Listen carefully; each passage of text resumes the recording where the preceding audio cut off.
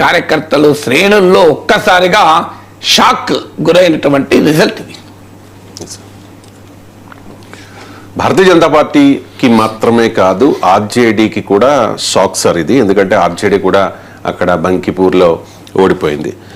Bharatiya Janata party ఓడిపోయిందని చెప్పి ప్రతిపక్షం RJD celebrate చేసుకునే పరిస్థితి కూడా అక్కడ లేదు. ఈ ఫలితం ఆర్జేడీ ఉన్న ఇండియా కూటమికి ఎలాంటి సవాల్ విసిరింది సార్? అంటే ఇది చాలా ఇంట్రెస్టింగ్ డైమెన్షన్ కూడా. మీకు పోనీ ఏదన్నా కాంగ్రెస్ సెలబ్రేట్ చేసుకుందామంటే మధ్యప్రదేశ్లో దాతీయ గెలిచినందుకు చేసుకోవాలి, ఇక్కడ కాదు గెలిచినందుకు. ఎందుకంటే ఇక్కడ కాంగ్రెస్ మిత్రపక్షమైన ఆర్జేడీ ఓడిపోయింది. కానీ ఒక అవకాశం ఏంటంటే కాంగ్రెస్కు, రేపు ఇలాగే బీహార్ రాజకీయాలు కలిస్తే అక్కడ విజయ్ని పట్టుకున్న డిఎంకేని వదిలేసి తమిళనాడులో విజయ్తో వెళ్ళినట్లు బీహార్లో కూడా ఆర్జేడీని వదిలేసి ప్రశాంత్ కిషోర్తో కాంగ్రెస్ వెళ్ళినా ఆశ్చర్యపడాల్సిందే తెలియదు. ఎందుకంటే గతంలో ప్రశాంత్ కిషోర్ కాంగ్రెస్లో చేరుతానని చర్చలు కూడా జరిపారు. ఆయన మొత్తం ఎలక్షన్ యంత్రాంగం మొత్తం నాకు అప్పచెప్పు అంటే కాంగ్రెస్ సీనియర్లు ఒప్పుకోలేదు, కాలేదు. అందువల్ల కాంగ్రెస్కు ప్రశాంత్ కిషోర్కు మధ్య ఉన్నటువంటి ఆ చర్చలు కూడా చూసాం. అయినా ప్రశాంత్ కిషోర్ అందరితో పనిచేసే వ్యక్తి కదా, మోడీతో కూడా పనిచేసే వ్యక్తి. ప్రశాంత్ కిషోర్కి ఏమైనా ఐడియాలజికల్ కమిట్మెంట్ ఉన్న వ్యక్తే మీకు కాదు. ఇది ప్యూర్ పొలిటికల్ మార్కెటింగ్ మ్యాన్కి ఐడియాలజికల్ కమిట్మెంట్ ఏముంటుంది? మీరు వాటర్ బాటిల్ అమ్మాలనుకోండి, నేను ఎవరికి అమ్మాలి? ప్రోగ్రెసివ్గా ఉన్న వారికి అమ్ముతా, నేషనలిస్టిక్ సెంటిమెంట్ ఉన్న వాళ్ళకి అమ్ముతా, లేదు వారికి సమాజం పట్ల స్పృహ ఉన్న వారికే వాటర్ బాటిల్ అమ్ముతా, లేదా పలానా మతం వారికి అమ్ముతా, పలానా కులం వారికి అమ్ముతా, పలానా ప్రాంతం వారికి అమ్ముతా అని ఉంటుందా? ఎవరికి వాళ్ళకి అమ్ముతారు. సో ఇది దీంట్లో వాటర్ బాటిల్ అమ్మే వారికి ఎవరికి అమ్మాలి అనే దాంట్లో సిద్ధాంతాలు ఏముండవు మీకు. కానీ Prashant Kishor is political marketing man. ఆయన ఎవరితోనైనా పనిచేశాడు, ఎవరితోనైనా కలుస్తాడు రేపు. అందువల్ల కాంగ్రెస్ పార్టీకి బహుశా వాళ్ళు ఆనందపడటానికి ఏంటంటే మాకు ఇంకో ఆప్షన్ దొరికింది అంటే ఈ ఆర్జేడీ, ఆ డిఎంకే ఆర్జేడీ కాదు అని. ఎందుకంటే మొదటిసారిగా కాంగ్రెస్ పార్టీ చాలా డైనమిక్గా స్పందించింది. తమిళనాడులో జనరల్గా కాంగ్రెస్ పార్టీ అంత డైనమిక్గా ఉండదు. సో బీజేపీ చాలా డైనమిక్గా ఉంటుంది, మిత్రపక్షాలను కలుపుకుంటుంది, వదిలేస్తుంది. మిత్రపక్షాలు కూడా బీజేపీతో కలుస్తారు, వదిలేసుకుంటారు. కానీ కాంగ్రెస్ అలా ఉండదు. ఇప్పుడు డిఎంకేతో చాలా ఏళ్ళ బంధం కదా, ఆర్జేడీతో కూడా చాలా ఏళ్ళ బంధం. సో అందువల్ల బహుశా మీ కాంగ్రెస్ పార్టీకి ఆనందం ఉంటే ఉండొచ్చు, మాకు ఇంకో ఆప్షన్ దొరికింది అని. కానీ ఆర్జేడీకి కూడా ఇది ఒక ఛాలెంజ్. ఎందుకంటే ఆర్జేడీ ఓటింగ్ కూడా గణనీయంగా తగ్గింది.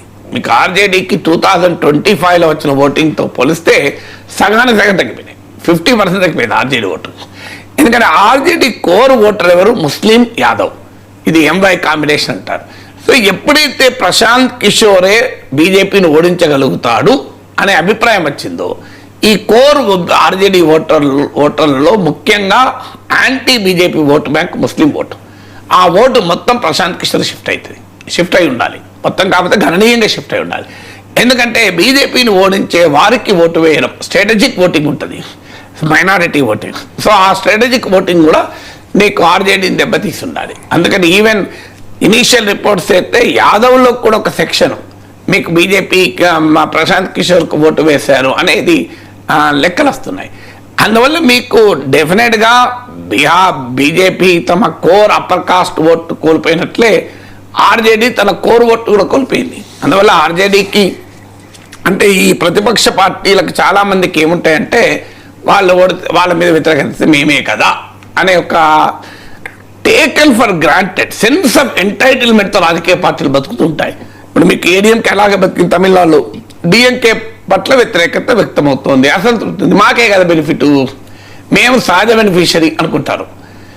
మీకు ఇలాగే మీ కాంగ్రెస్ పార్టీ నమ్మకం ఏంది? దేశంలో బీజేపీ పట్ల వ్యతిరేకత వస్తే బీజేపీతో 200 సీట్లలో మేమే కదా, మాకే వస్తుంది అధికారం, మా రాహుల్ గాంధీ ప్రైమ్ మినిస్టర్ అవుతారు.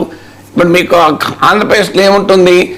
కూటమి పట్ల వ్యతిరేకత వస్తే టీడీపీ పట్ల మాకే కదా వైసీపీ, ఇంకెవరున్నారు? ఇలా ఈ భ్రమల్లో ఉంటారు. ఇక్కడ ఎన్డీఏ కనుక వ్యతిరేకత వస్తే మాకే కదా అని ఆర్జేడీ భ్రమల్లో ఉంది. ఏం జరిగింది? తమిళనాడులో విజయ్ ఎఫెక్టు, బీహార్లో ప్రశాంత్ కిషోర్ ఎఫెక్టు. ఈ భ్రమలు వదులుకోండి. రాజకీయ పార్టీ అలాగే ఉంటాయి. ఇప్పుడు మీరు చూడండి, ఆంధ్రప్రదేశ్లో తెలుగుదేశం ప్రభుత్వాన్ని కూటమిని ప్రశ్నిస్తే మన వైసీపీ అంటారు. ఎందుకంటారు? వాళ్ళకు కూడా తెలుసు మన వైసీపీ కాదని.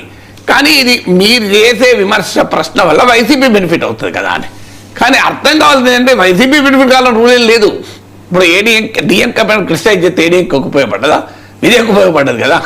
ఇక్కడ ఇప్పుడు ఎన్డీఏ మీద క్రిటిసైజ్ చేస్తే ప్రశాంత్ కిషన్కి ఉపయోగపడదు, ఆర్జేడీకి ఉపయోగపడలే కదా. సో అందువల్ల మీకు ఈ పోలరైజ్డ్ పాలిటిక్స్ ఉండాలని రూల్ ఏం లేదు.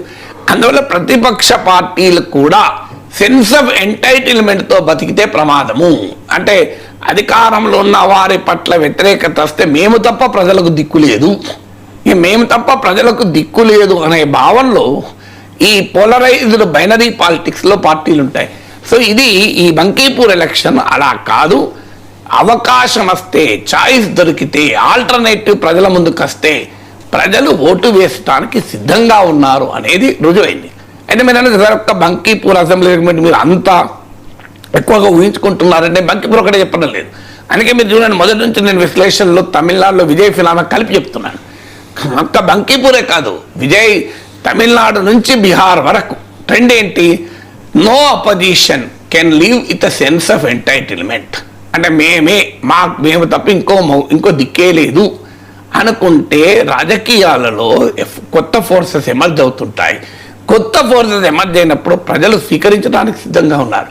ఈవెన్ కోర్ ఓటర్లు, పార్టీలు మాకు తిరుగులేని ఓటర్లు అనుకున్న వాళ్ళు కూడా డిజోన్ చేసుకోవడానికి అవకాశం ఉంది.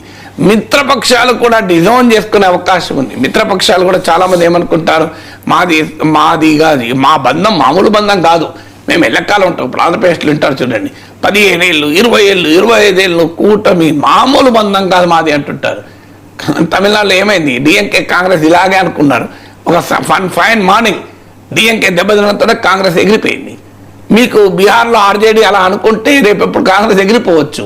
అందువల్ల రాజకీయ పార్టీల్లో కూడా డైనమిక్గా మారుతూ ఉంటాయి. ప్రజల్లో అభిప్రాయాలు మారిన కొద్దీ రాజకీయ పార్టీల ఎత్తులు, పొత్తులు అన్నీ మారుతాయి అనడానికి తమిళనాడుకు ఉదాహరణ కదా.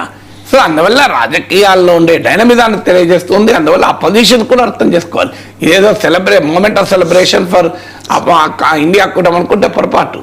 బీజేపీ ఖచ్చితంగా మూమెంట్ ఆఫ్ షాక్, కానీ ఇండియా కూడా మూమెంట్ ఆఫ్ షాక్ ఇది. బంకీపూర్లో బీజేపీ